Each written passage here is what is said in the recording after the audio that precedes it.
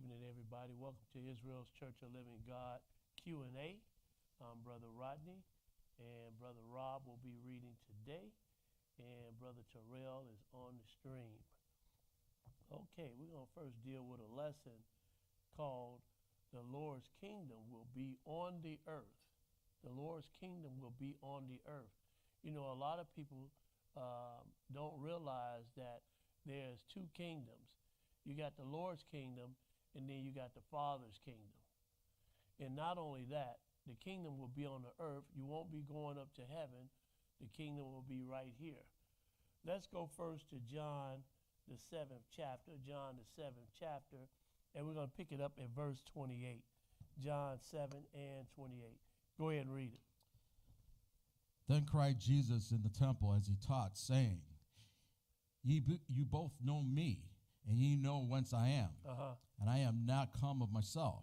Go ahead. But he that sent me is true, whom ye know not. Now he's talking about the Father. That's who sent him. The Father sent him. Go ahead and read. But I know him, for I am from him. Go ahead. And he had sent me. And he have sent me. Skip to verse 33. Skip to verse 33. Go ahead.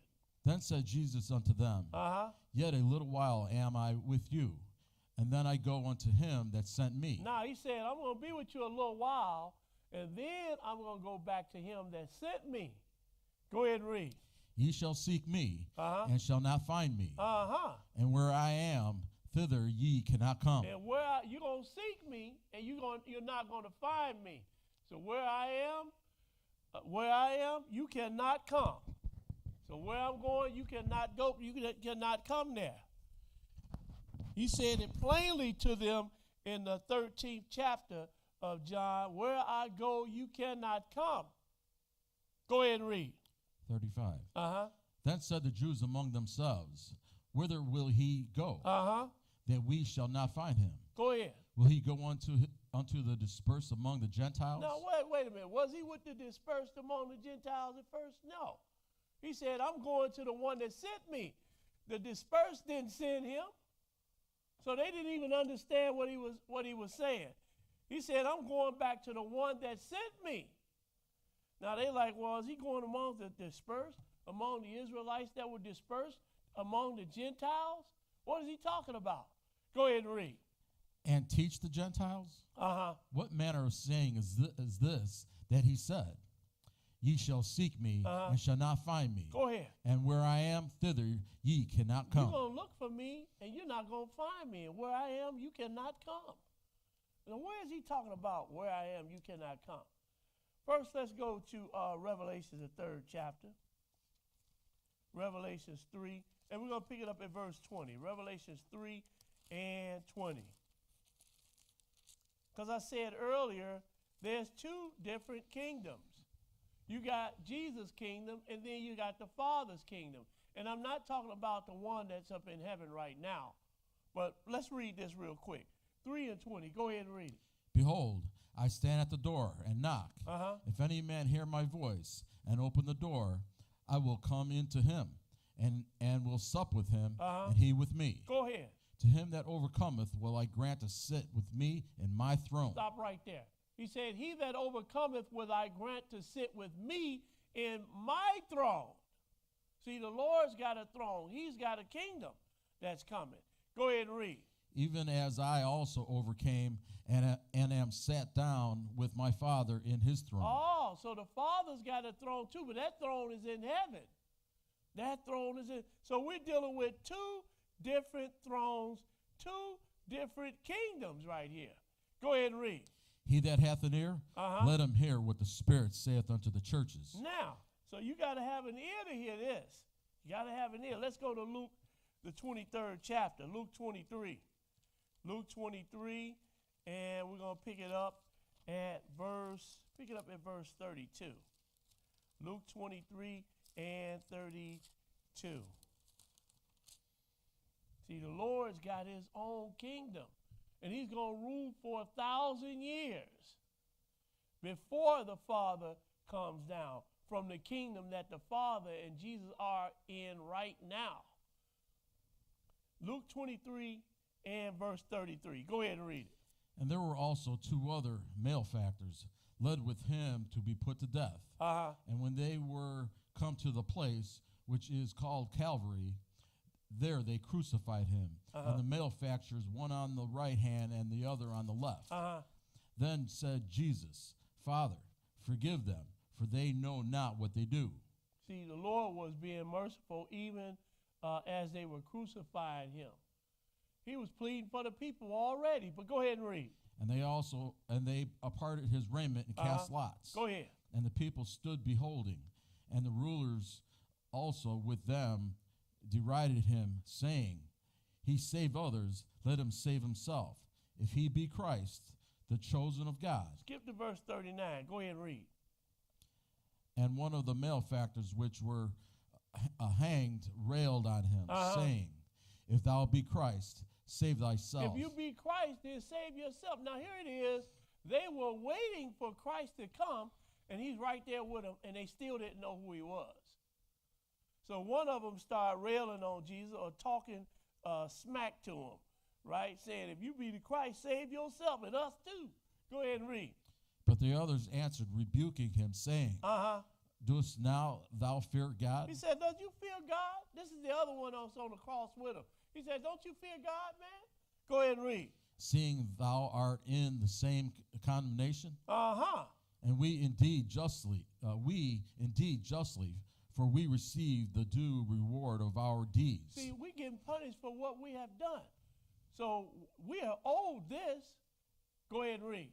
But this man had done nothing amiss. But this man has done nothing. Talking about Jesus. He have done nothing. Go ahead and read. Now look at what he's going to say. Go ahead. And he said unto Jesus, Lord, remember me when thou comest into thy kingdom. Now he said, remember me when thou comest into what? Thy kingdom. Thy kingdom. Thy kingdom. Now what is he? Now this guy here has some understanding. He said, remember me when thou comest into thy kingdom. So he understood that Jesus had a kingdom coming. He understood this. Verse 43, go ahead.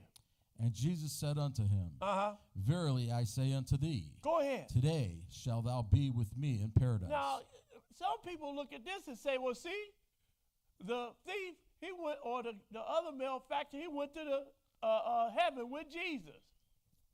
But Jesus didn't even go to heaven right away. He was in the grave for 3 days and 3 nights.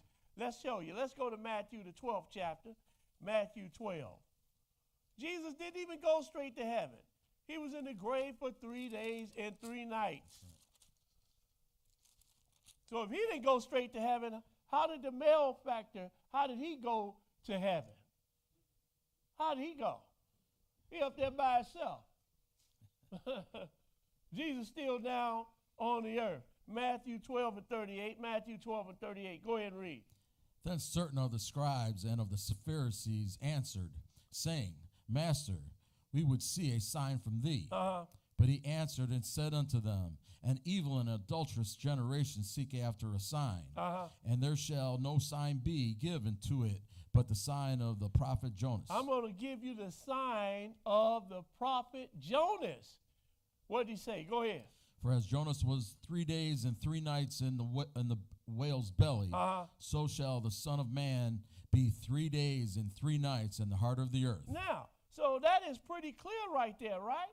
He said the Son of Man going to be in the heart of the earth for 3 days and 3 nights. So he didn't go straight to heaven then, did he? No. So he wasn't telling the guy that I'm telling you today you going to be with me in heaven, meaning I'm going to heaven today and you going with me. He wasn't telling him that. He was just simply telling him, look, I'm telling you today that when I do go to heaven, you're going to be there too. That's all he was saying to him. Because everybody has died from Adam on down to today has gone into the grave. Nobody has gone to heaven. Nobody has gone to heaven. Now, let's go now. Let's go to Deuteronomy, the 23rd chapter. Because, you know, the Lord, he was on the earth before he became Jesus. He was on the earth. Let's go to Deuteronomy 23rd chapter. Deuteronomy 23, and we're going to pick it up at verse 12. Deuteronomy 23 and 12. He was on the earth before. 23 and 12. Go ahead and read it. Thou shalt have a place also without the camp, whither thou shalt go forth abroad. Now this is the Lord telling them this. He said, thou shalt have a place also without the camp, whither thou goest abroad. And thou shalt have a paddle upon thy weapon, and it shall be. Paddle, that's a shovel. You should have a shovel upon your weapon. Go ahead and read. And it shall be, when thou wilt ease thyself abroad. Now, when you go and use a washroom, go ahead and read. Thou shalt dig therewith, and shalt turn back and cover that which cometh from thee. He said, look, once you go and you use it, then take that paddle, dig a hole, and cover it up. Or take that shovel, dig a hole, and cover it up. Why? Go ahead. What verse? 14. For the Lord thy God walketh in the midst of thy camp. For the Lord thy God walketh in the midst of the camp. Go ahead and read. To deliver thee, to give up thine enemies before thee. Therefore shall thy camp be holy. Go ahead. That he see no unclean thing in thee. Oh, wait a minute. You mean the Lord was there with him in the camp? That's right. He said that he sees no unclean thing.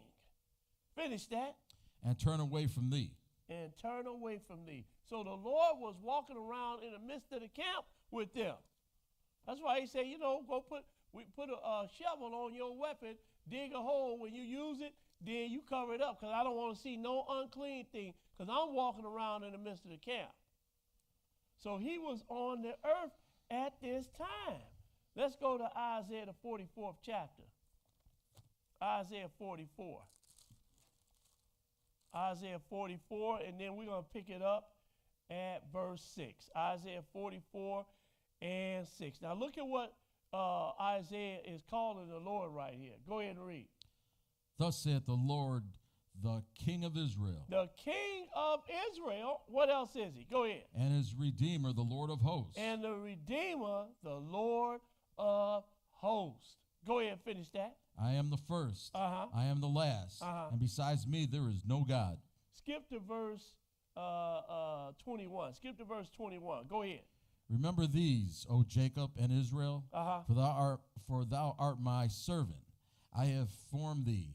Thou art my servant, O Israel.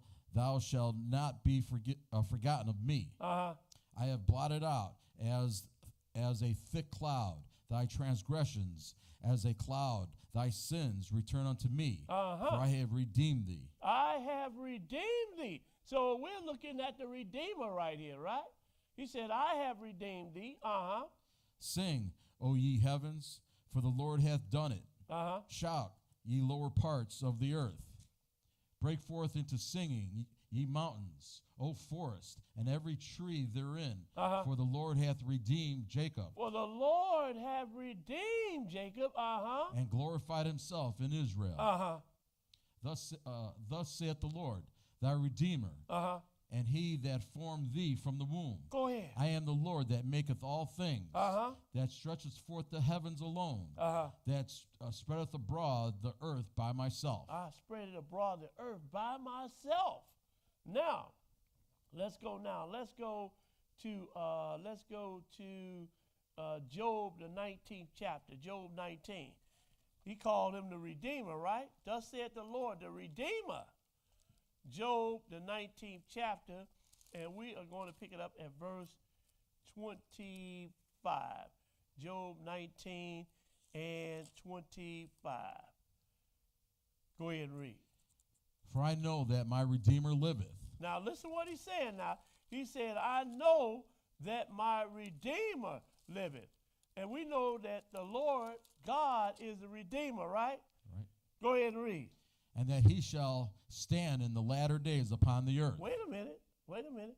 He shall stand in the latter days upon the earth? Who is this talking about right here? Jesus. This is talking about none other than Jesus.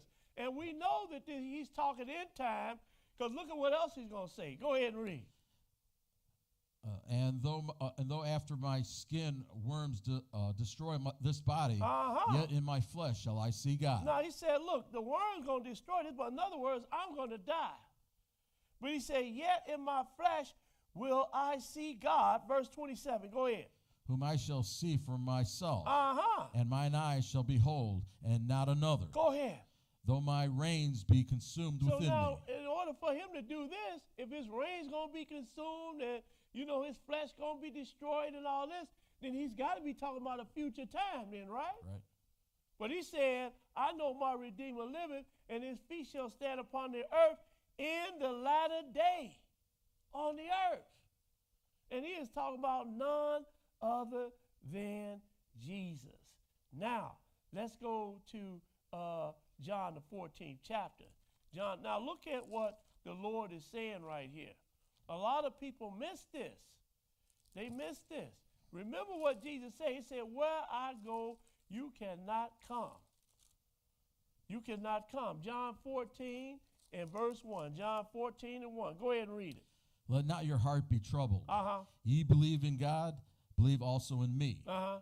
In my Father's house are many mansions. If it were not so, I would have told you. Uh-huh. I go to prepare a place for you. Oh, wait a minute. He said, I'm going to prepare a place for you. Now, where did he go to prepare this place for you? He went to heaven to prepare this place from you. But go ahead and read. And if I go to prepare a place for you, Uh-huh. I will come again. Wait a minute. I will come again. Come again where? To the earth. Because this is where he is. This is where he was when he was talking to his disciples right here. He said, and if I go and prepare a place for you, I will come again and receive you unto myself. Uh-huh. That where I am, there ye may be also. That where I am, ye may be also. Where I am, ye may be also. But he said, I'm going to prepare a place for you. And if I go, I'm going to come again. And he's coming again where? To the earth. That's right. That's where he's coming again, to the earth. Now, remember what Job said. His foot going to stand on the earth in the latter days. Let's go now. Let's go to Luke, the 19th chapter. Because the kingdom is going to be on the earth. The Lord's kingdom is going to be on the earth. Luke 19, and we're going to pick it up at verse 11. Luke 19 and verse 11. When you get it, go ahead and read it. And as they heard these things, he added and spake a parable, because he was nigh to Jerusalem, and because they thought that the kingdom of God should immediately appear. He said, therefore, a certain nobleman went into a far country to receive for himself a kingdom. Now, we're going to stop that right there, because we're going to show you who this nobleman is. Say, a certain nobleman went into a far country to receive for himself a kingdom and did what? And to return. And to return. Jesus told you, I go to prepare a place for you. If I go, I'm going to come back again. And that where I am, you may be also. Now, let's go to Daniel, the 7th chapter. Daniel 7. Daniel 7, because the story is already written in the book. It's already written in the book. You got men still saying that they going to heaven. Still say they going to heaven. But the kingdom, God, the Lord's kingdom will be right here on the earth. Luke 19 and Daniel 7 and 13. Daniel 7 and 13. Go ahead and read it. I saw in the night visions. Now remember, that nobleman went into a far country, received for himself a kingdom, and did what? To return. That's right. Go ahead and read. Verse 13. Go ahead.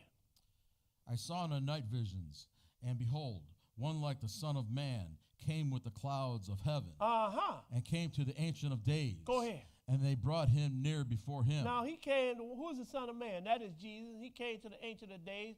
That is the Father. Go ahead and read. And there was given him dominion and glory and a kingdom, Go ahead, that all people, nations, and languages should serve him. Now, do you see this yet?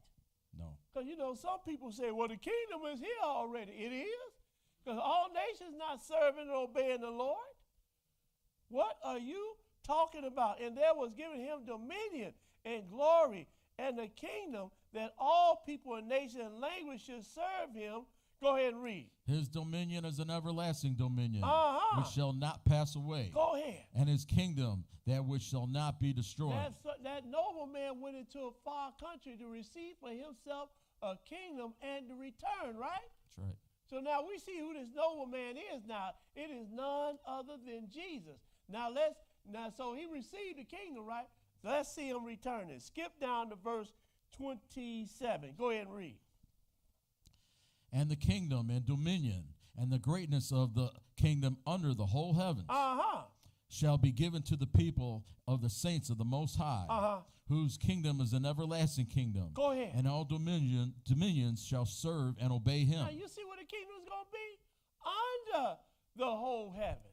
Not you going up to it, but the kingdom's going to be right here under the whole heaven. That's the earth. That's right. Come on. That's common sense right there. You don't have to be a rocket scientist to understand that. You could be a fifth grader to understand this. Read that one more time, verse 27. And the kingdom and dominion and the greatness of the kingdom under the whole heaven shall be given to the people of the saints of the Most High, whose kingdom is an everlasting kingdom. Go ahead. And all dominions shall serve and obey him. So when Jesus told him, he said, Lord, remember me when thou comest into thy kingdom. This is the kingdom that he was talking about? That's right. He said, I'm telling you this day, you're going to be with me in paradise. This is the kingdom that he promised that male factor right here. Right. The kingdom and the dominion and the greatness of the kingdom under the whole heaven shall be given to the people of the saints of the Most High, and all dominions shall serve and obey. And we're just going to read part of this next verse right here. Go ahead and read verse 28, part of it. Hitherto is the end of the matter. That's all we want right there. Hitherto is the end of the matter. That is it. Let's go now. Let's go to Obadiah. Let's go to Obadiah, because the prophets, they all knew about this. The prophets knew about this. This man now, he's just oblivious. Somebody done lied to him and told him that he's going to heaven, and they have been daubing this wall with untempered water. Right. Somebody started this lie, and they're keeping it perpetuated from generation to generation. And that same lie still persists today. But the kingdom is going to be on the earth. Obadiah 15 and Obadiah verse 15. Go ahead and read it. For the day of the Lord is near upon all the heathens. As thou hast done, it shall be done unto thee. Thy reward shall... Now look, he said the heathen now, right? These are nations. Right. Your reward is what? Go ahead. Okay. Start it over. For the day of the Lord is near upon all the heathens. As thou hast done, go ahead. It shall be done unto thee. Ooh. So the nations, the heathen, which are the nations, they punished the children of Israel, put them in captivity, all of this, right? They overkill. So now, as they have done, it's going to be done unto them. That is really something, ain't it? Mm-hmm. We know we're talking end-time prophecy here, because he's talking about the day of the Lord, right? Go ahead and read. Thy reward shall return upon thine own head. Ooh. Your reward is going to return upon your own head. But he got a special punishment that he reaching out, or he going to put out to Edom. That's the one that's calling himself a Jew now. But go ahead and read. For as ye have drunken upon my holy mountain, so shall all the heathen drink continually. Yea, they shall drink, and they shall swallow down, and they shall be as though they had not been. The Lord is coming to pour out some punishment on the nations. And we know that this is end-time prophecy. Verse 17, what does it say? But upon Mount Zion shall be deliverance. Go ahead. And there shall be holiness. Is there deliverance in Mount Zion now? They're fighting a war right now, right? And then he said there's going to be deliverance upon Mount Zion. That's Jerusalem. So there's going to be deliverance at this time. Go ahead and read. And the house of Jacob. And it's going to, can't forget that, it's going to be holiness too, right? That's right. Go ahead and read. And the house of Jacob shall possess their possessions. Ooh, wait a minute. If the house of Jacob is there already, then why is he coming to give deliverance? If they there already. For upon Mount Zion shall be deliverance, and there shall be holiness. And the house of Jacob shall possess their possessions. Go ahead and read. And the house of Jacob shall be a fire, and the house of Joseph a flame, Go ahead. and the house of Esau for stubble. Wait a minute. Why is he punishing Esau? Why is he punishing Esau? I'm going to show you why. Keep reading. And they shall kindle in them and devour them. Go ahead. And there shall not be any remaining of the house of Esau. Man, that is really something, ain't it? For the Lord had spoken it. The Lord has, so you know it's going to be done, right? Yeah. But why is he going to punish Esau? I'm going to show you why. Skip to verse 21. Read that. And Savior shall come up on Mount Zion to judge the mount of Esau. Ooh. Savior shall come upon what? Mount Zion to judge who? Esau. Esau. Esau. And this is why the Lord has mentioned Esau here and punishing him, because that's where Esau is sitting right now, in Mount Zion. He is sitting Mount Zion, which is Jerusalem. And Savior shall come upon Mount Zion to judge the mount of Esau. And the kingdom shall be the Lord's. And the kingdom shall be the Lord's. And so where's the Lord going to be? In Mount Zion. Now let me show you. In Mount Zion, that's Jerusalem. That's on earth. Let's go to Isaiah, the 2nd chapter, Isaiah 2. I mean, you know, once you see this, then you shouldn't be going around saying that you're going to heaven. You shouldn't be going around saying that no more. Because you see right now that the Lord's kingdom is going to be here on the earth. And the kingdom and the dominion, the greatest of the kingdom, under the whole heaven shall be given to the people of the saints of the Most High. Now, he said the Lord is going to come and judge Esau on Mount Zion, and the kingdom should be the Lord's, right? That's right. And Mount Zion, that's Jerusalem. Yep, on earth. But then let's solidify this, because, you know, the prophets knew about this. Isaiah, the 2nd chapter, and verse 2. Go ahead and read it. And it shall come to pass in the last days that the mountain of the Lord's house shall be established in the top of the mountains. They're going to be established in the top of the mountains where? Keep reading. And shall be exalted above the hills. And all nations shall flow unto it. Wait a minute. If the nations going to flow into the mountains, these hills right here, then the nations are on the earth. But let's just solidify this. Verse 3, go ahead and read.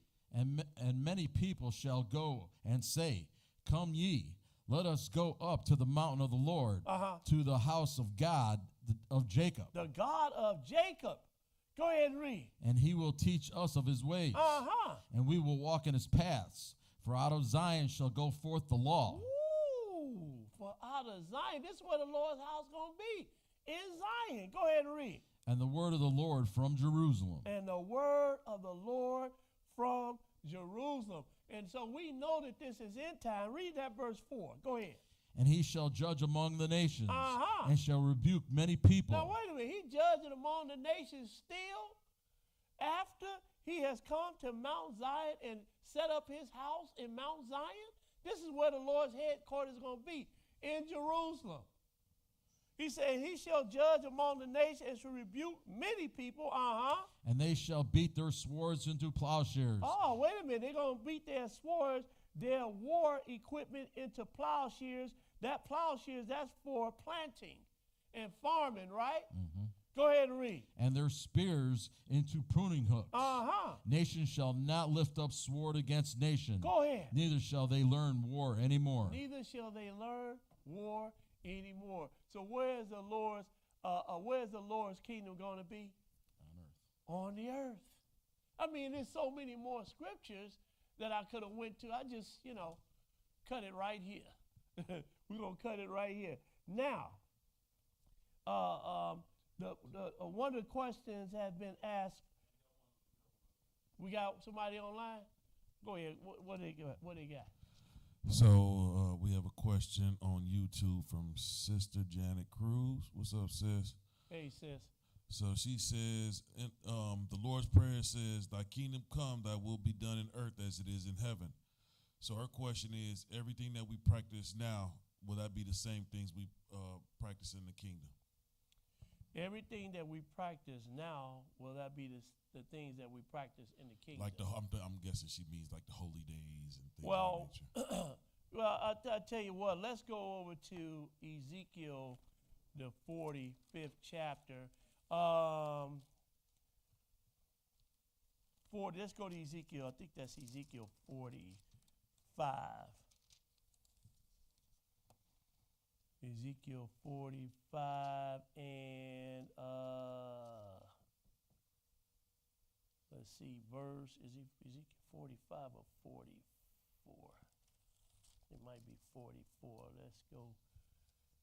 Give me 1 sec. Well, I'll tell you what, let's go, and then I'm going to find the scripture that I'm looking for. First, let's go to Zechariah 14. Let's go over there first. Zechariah 14. And I'm not going to do this, I'm not doing this in order. Zechariah 14. Zechariah 14, and pick it up at verse 9. Pick it up at verse 9. And the Lord shall stand, and the Lord shall be king over all the earth. In that day shall there be one Lord, and his name one. So now at this time, the Lord is going to be king over all the earth, right? Skip to verse 16. Skip to verse 16. Go ahead. And it shall come to pass that everyone that is left of all the nations shall come against Jerusalem, shall even go up from year to year to worship the King, the Lord of hosts. Go ahead. And to keep the Feast of Tabernacles. So now this is during the time that Jesus' kingdom is here. I can tell you that because when in the 8th day, we know that there will be no more flesh. But at this time, there will still be flesh, and this is during that 1,000-year reign. So he said all nations are going to come up to keep the Feast of Tabernacles. Go ahead and read. And it shall be that whoso will not come up of all the families of the earth unto Jerusalem to worship the King, the Lord of hosts. Go ahead. Even upon them shall be no rain. Even upon them shall be no rain. Let's go up. Let's go to Isaiah, the 66th chapter. I think that is Isaiah 66. Isaiah 66. And pick it up at verse,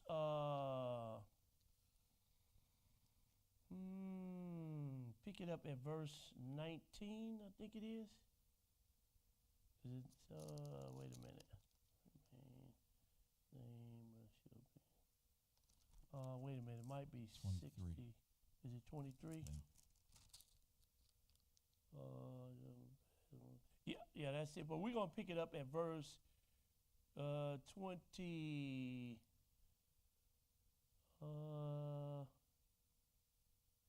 Pick it up at verse 19. Pick it up at verse 19. We're going to read on through. Pick it up at verse 19. And I will set a sign among them. I will send those that escape of them unto the nations, to Tarshish, Pul, and Lud, that draw the bow, to Tubal and Javan, to the isles afar off. Go ahead. That have not heard my fame, neither have seen my glory. And they shall declare my glory among the Gentiles. And they shall declare my glory among the Gentiles. Go ahead and read. For they shall bring all their brethren for an offering unto the Lord out of all nations. Go ahead. Upon horses, and in chariots, and in litters, and upon mules, and upon swift beasts, to my holy mountain, Jerusalem. To my what? My holy mountain, Jerusalem. So now this is during that 1,000 years when the Lord is going to be reigning right here.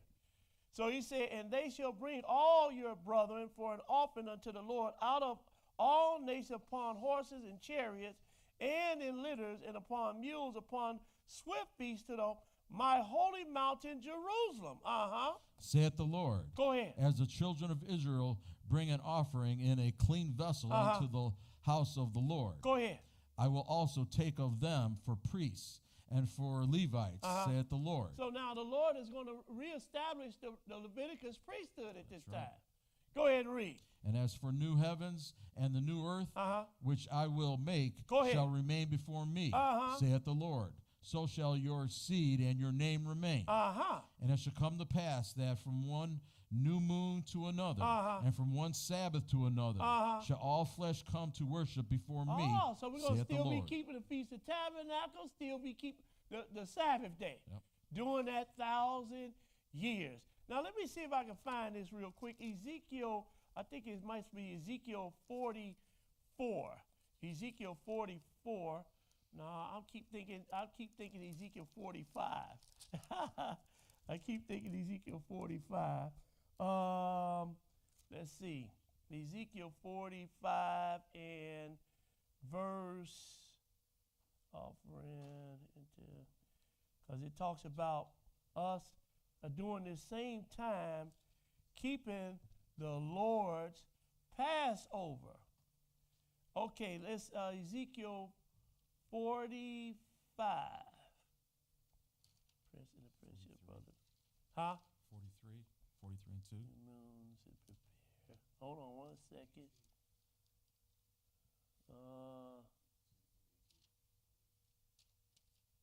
Let's see. That's the new moons. Let me see. Okay, it's 45, and because we're going to start at verse 17. Then we're going to skip a little bit. Verse 17. Go ahead. 45 and 17. Yes.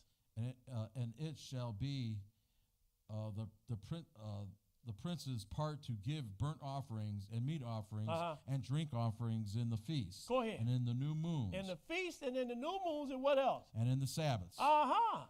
Go ahead. In all Sodomites of the house of Israel. He shall prepare the sin offering and the meat offering. Now, this is when the priesthood is going to be reestablished.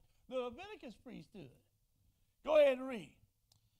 The burnt offerings and peace offerings to make reconciliation for the house of Israel. Verse 18. Go ahead. Thus saith the Lord God, in the first month, in the first day of the month, thou shalt take a young bullock. All right, we're going to skip that. Skip down the verse. Let's get to it. Skip to verse 20. Go ahead. And so thou shalt do the seventh day of the month for everyone that erreth, and for them that is simple. So shall ye reconcile the house. Now here we go. Go ahead. In the first month, in the 14th day of the month. Stop right there. What is that? That is the Passover, right? That's correct. Now this is talking end times. This is when the Lord will be reigning here for 1,000 years.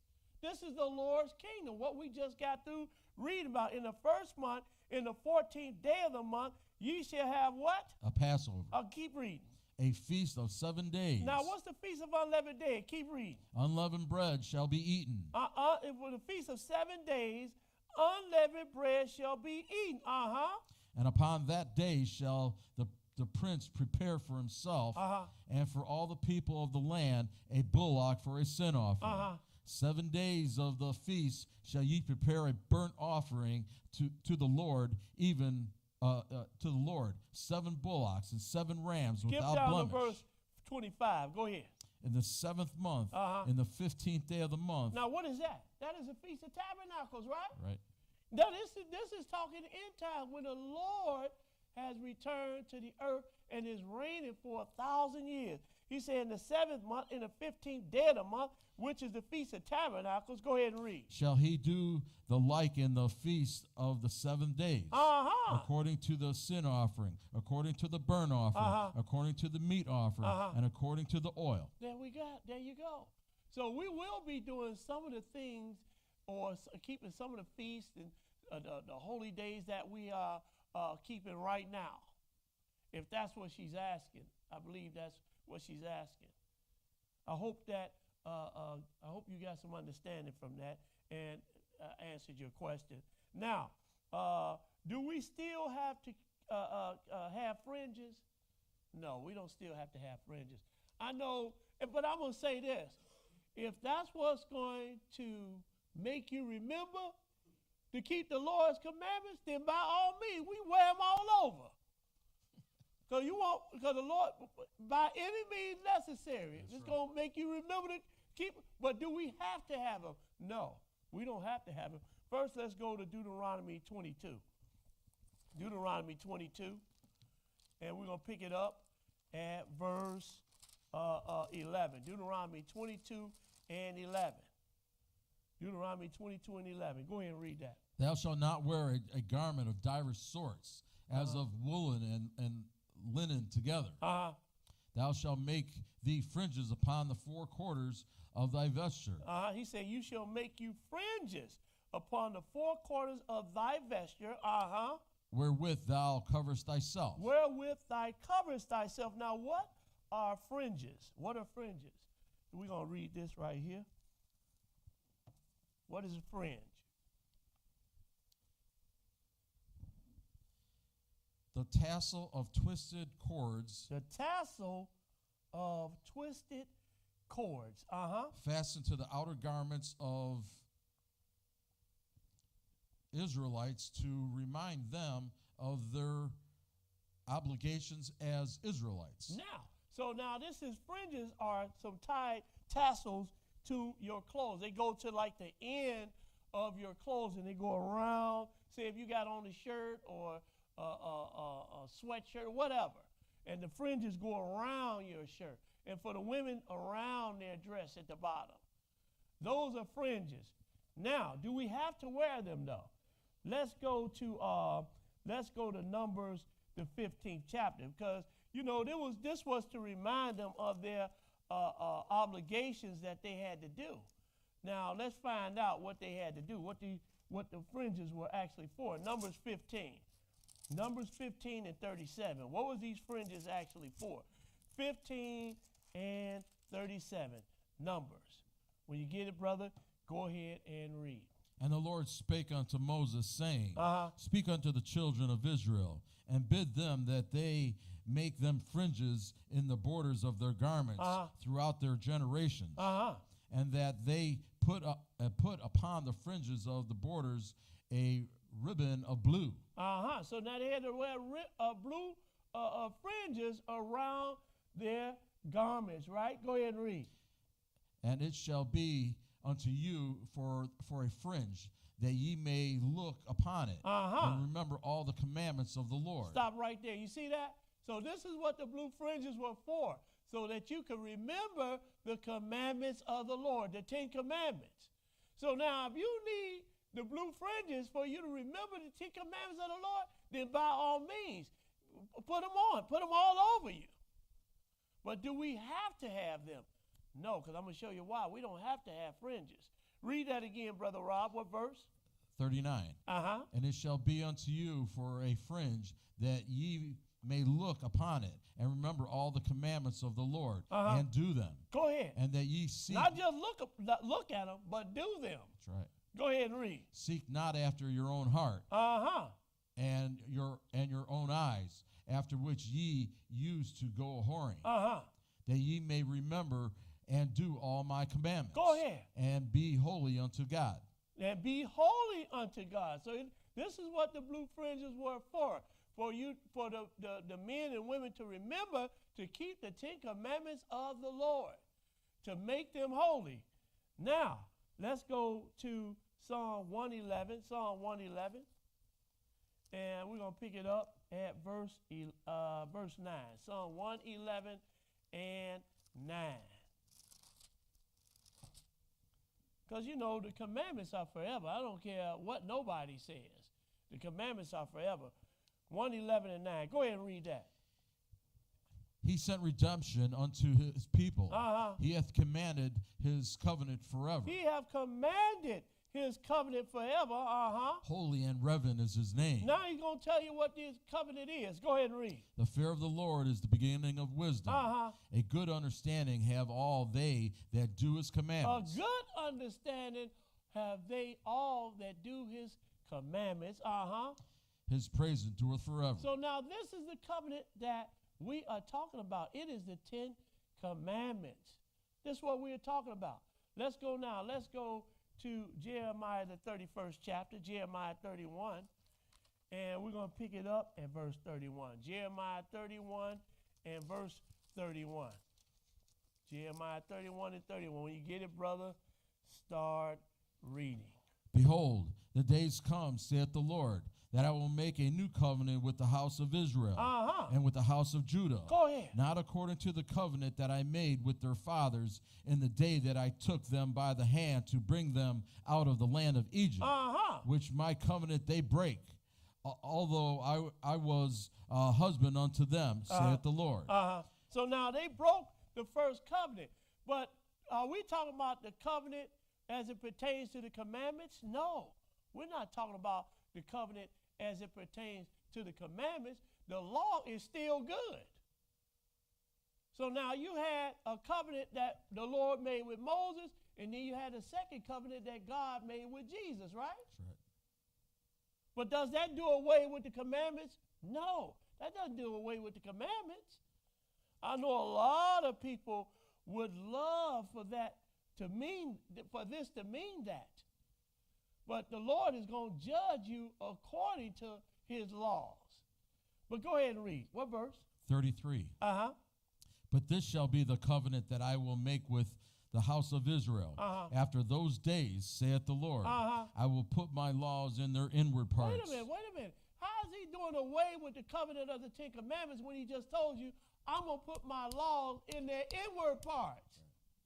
How can he be doing that? Come on, man, that be double talking. So what is he talking about? I'm going to make a new covenant. The covenant that he made with Moses, he's going to disannul that covenant and then set up the covenant with Jesus. But that doesn't do away with the commandment, because if it did, then why is he saying this? But this shall be the covenant that I will make with the house of Israel after those days, saith the Lord. I will put my law in their inward parts, and write it in their hearts. And write it in their hearts. Go ahead. And will be their God, and they shall be my people. And they shall teach no more every man his neighbor, and every man his brother, saying, Know the Lord, for they shall all know me, from the least of them unto the greatest of them. Go ahead. Saith the Lord. For I will forgive their iniquity. I will remember their sins no more. I will remember their sins. Well, wait a minute. If the law is done away with, then how could they sin? Now, let's go to Hebrews, the 8th chapter, Hebrews 8. Hebrews, the 8th chapter, and we're going to pick it up at verse 10. Hebrews 8 and 10. We're going to read it again. Hebrews 8 and 10. When you get it, brother, go ahead and read. For this is the covenant that I will make with the house of Israel. I'll tell you what. Pick it up at verse 7. 7. For if that first covenant had been faultless, then should no place have been sought for the second. See, for the second covenant. So now, but the second covenant did not disannul the law or do away with the law. Go ahead and read. For finding fault with them, he saith, Behold, the days come, saith the Lord, when I will make a new covenant with the house of Israel and with the house of Judah. Go ahead. Not according to the covenant that I made. No, look at what he said. I'm going to make a new covenant with the house of Israel and with the house of Judah. Go ahead and read. Not according to the covenant that I made with their fathers in the day when I took them by the hand to lead them out of the land of Egypt. Because they continued not in my covenant. Go ahead. And I regarded them not, saith the Lord. For this is the covenant that I will make with the house of Israel. This is the covenant that I will make with the house of Israel. After those days, saith the Lord. I will put my laws in their mind. I'm going to put my laws in their minds. Same thing Jeremiah said, right? Yep. And now we're in the New Testament. We are in the New Testament. This Hebrews. This is the New Testament. He said, I'm going to put my laws in their minds, and write them in their hearts. And write them in their hearts. He's just saying the same thing over, because the heart and the mind, that's the same thing right here.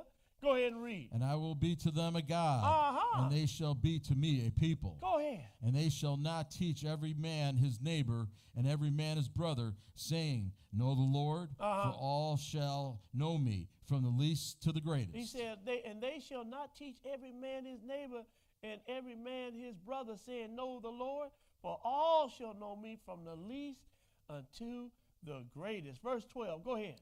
For I will be merciful to their unrighteousness, Uh-huh. and their sins and their iniquities will I remember no now, more. wait a minute. How could he be doing away with the law if they sinning? How can he be doing away? Because by the law is the knowledge of sin. And where there is no law, sin is not imputed. But do we have to keep fringes? No. Why? Because the Lord said, look, I'm going to write the laws on their hearts and on their minds. So we don't have to keep fringes. But if that's going to cause you to remember to keep the Lord's commandments, then by all means, put them all over you. Put them all over you. Let's go to 2 Corinthians, the 3rd chapter, 2 Corinthians 3. 2 Corinthians 3, and we're going to pick it up at verse 3. Go ahead and read that. For as much as ye are manifestly declared to be the epistle of Christ, ministered by us, written not with ink, but with the Spirit of the living God, not in tables of stone. Not in the tables of stone, because that's what the commandments were written on first, right? That's right. It was the tables of stone. Remember, he said, look, I'm not going to write them, I'm going to write the laws. I'm going to put my laws in your heart and in your mind, right? But right here, he said what? Read it again. For as much as ye manifestly declared to be the epistle of Christ, ministered by us, go ahead, written not with ink, but with the Spirit of the living God, not in tables of stone, not in the tables of stones. Go ahead and read. But in fleshly tables of the heart. But in fleshly tables of the heart. What is he doing? He's saying the same thing to Corinthians was written over in Hebrews, that was written over in Jeremiah. That's right. He's saying the same thing. Put them in your inward parts. Yes, sir.